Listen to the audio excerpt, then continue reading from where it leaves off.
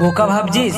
ভাব, যেদিন কারোর কাছে ঠকবি সেদিন বুঝবি এই বোকাটাই তোর কাছে ভালো ছিল।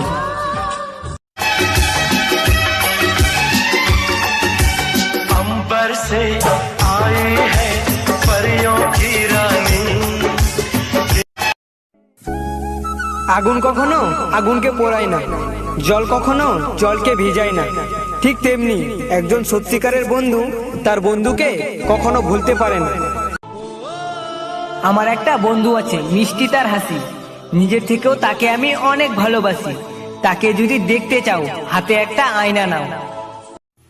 আমি তোমাকে যখনই ফোন করি তখনই বলো সময় নাই সময় নাই।